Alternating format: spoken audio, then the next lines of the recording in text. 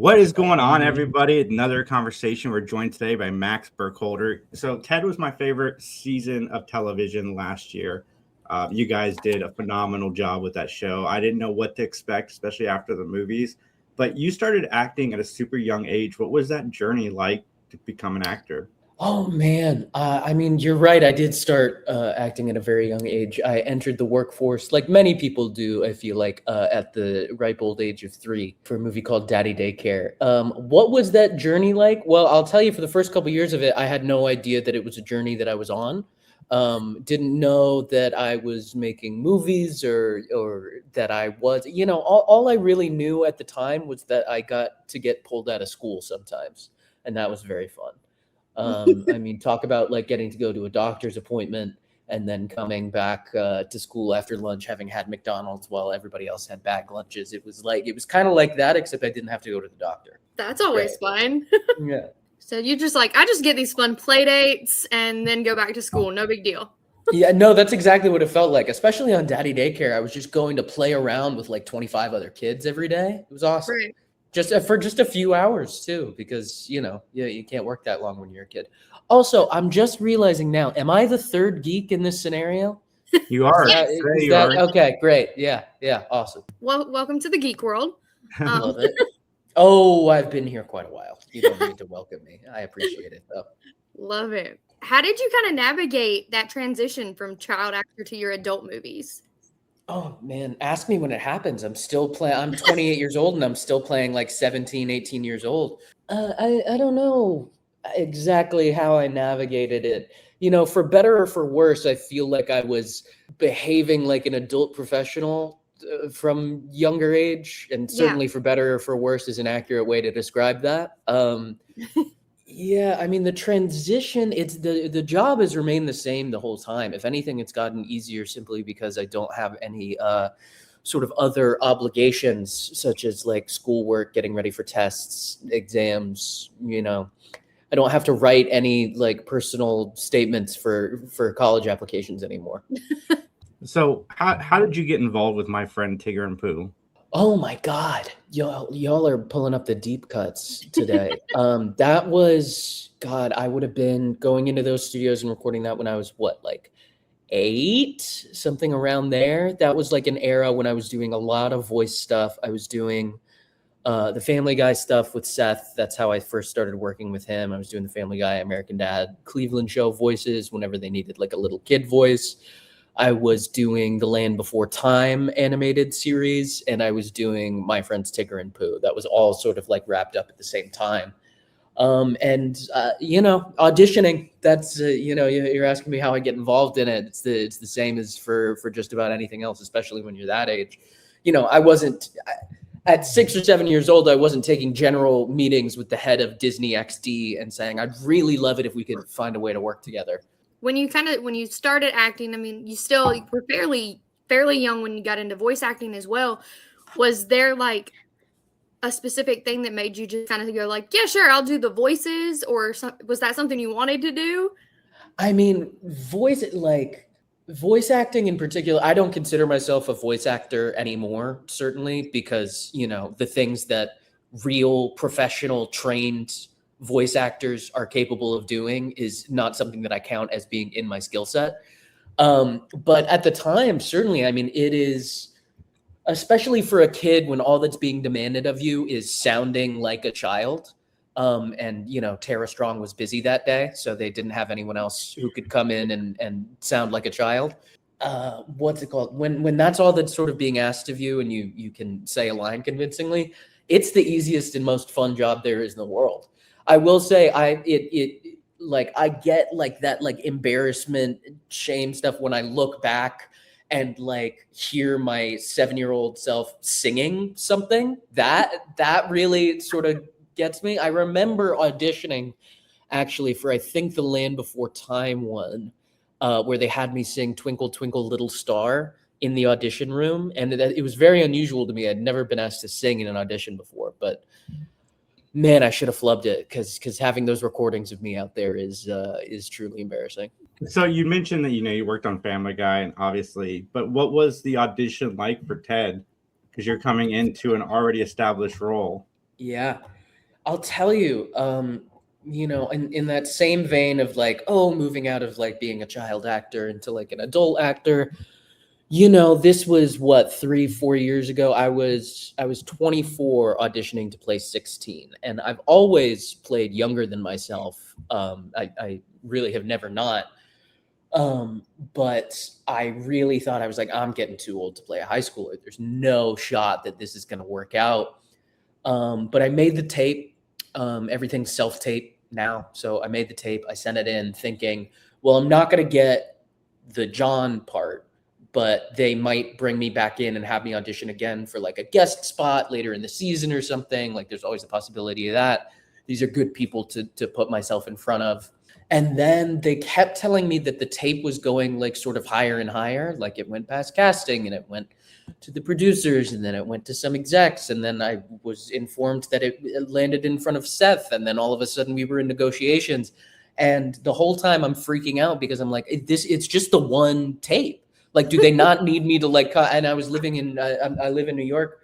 I was in New York at the time and all this stuff was happening in LA. And I was like, do they need me to come out and like show them something else? Like, I'm getting a little nervous. And then eventually I just got the call from Seth off the one tape, which is not something that typically happens. It was kind of wild.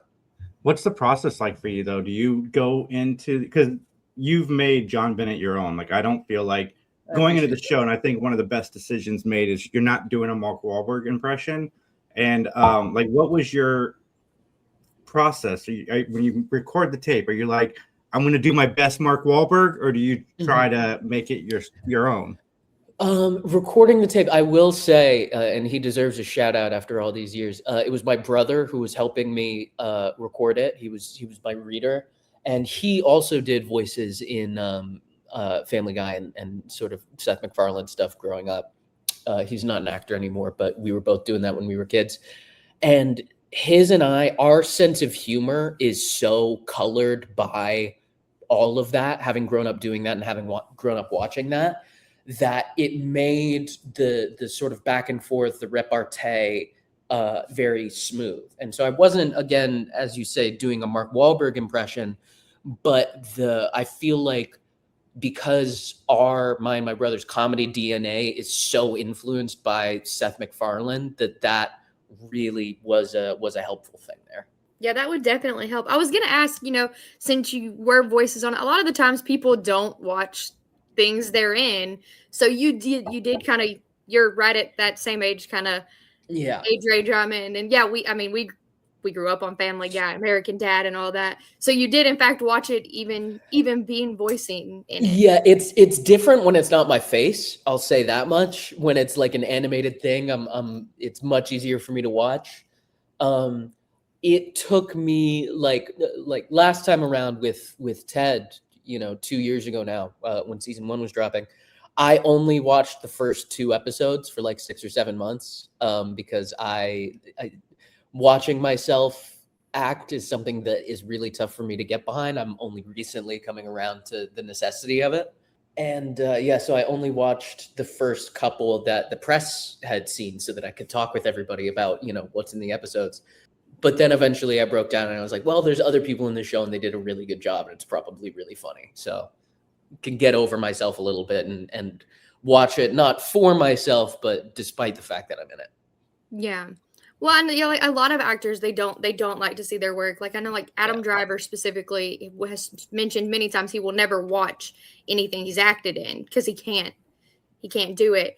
I think a lot of that is like kind of going and being like, oh, I could have done that better. Is that kind of your feeling on that? Like you don't? No, for sure. No, you're exactly right. I've come around to it recently in terms of like watching my self tapes before I send them in. Like I've come to the conclusion that that's probably a good idea for me to see what I did before I show it to people who might want to hire me. During season 1, we were maybe like 3/4 of the way through the season, and Seth invited the cast over to his house and we were hanging out. And he said he had a rough cut of one of the episodes to show us. And we were all very excited and we sit down and we watch it. And it was a huge mistake, like for me personally, because I watch it and I see all the horrible choices I made and different things I could have done, and there's too much me in there, and it's, I'm not sunk into the story enough, and yada yada yada. And so for the next 2 or 3 months, not months, 2 or 3 weeks on set, like I was having a huge crisis of confidence. I'm awful. Everything that was coming out of my mouth felt fake, which is not sort of the headspace you want to be in when you're playing second lead to a bear. How is that process? Is there like a stuffed animal, a puppet, or are you talking to green screen? How does that work? Not even green screen. Sometimes, basically, whenever the bear is on camera, there's nothing there. Every so often, it'll be either a woman named Allie wearing a glove with like sort of Ted fur on it, in case we need to hand something back and forth, or a little eyeline tool, which looks like it's sort of like a spar of metal with 2 little googly eyes coming off of it, which is more for like camera and animation reference than anything being helpful to perform with. But yeah, usually it's nothing there. Anybody feed you the TED lines? Because that makes it's Seth. Even more. He's there directing every episode and doing the lines live, which I don't understand how he can split his brain in the way that he does. He's usually wearing 3 to 5 hats at the same time. It's kind of crazy, but as I talked about before with my brother, but the repartee and the sort of rapport would have a lot harder of a time working if Seth wasn't there actually doing the lines. Like his timing is so like, it's something you can learn, but his in particular is so like specific and has that like really rapid fire DNA to it that without him it would be a lot tougher for sure. So my favorite episode is the one where you and Ted become parents to your bully. Do you have a favorite scene or favorite episode that you filmed? Man, I don't know what I'm allowed to talk about for season 2. I certainly have a favorite episode for season 2. And it's very in line with the 3 Geeks theme. There is a moment in the trailer where you can see me holding a wizard staff and wearing a big wizard robe. So if that gives you any hint of what my favorite of season 2 is, season 1, man, God, we shot that like 3 years ago. So that's a tough one to remember. I don't know, anything where I got to do even like a semblance of a stunt was always fun, like falling off the car. But by and large, it's Ashton, the stunt double that they normally have for me, who's doing most of that. Those are also fun days just to watch. Just watching someone doing a stunt live in front of you. There's almost nothing as inherently interesting in the world. There's like that and like watching a fight break out, and those are the 2 most inherently interesting things I think you can watch. Well, did you ever have those I could do that moments with the stunts? No. I mean, sometimes the ones where I do are the ones where they let me, where it's planned that I'm gonna do it. Yeah. I don't even try to do the first of all, I don't have the training. Second of all, I don't have the courage. Those are 2 very important pieces, I feel like, to doing your own stunts. Yeah. What does Max like to do outside of acting? Oh, sleep. Outside of acting, I play a lot of video games, read a lot of manga. I play some D&D. I just had my players over on Tuesday.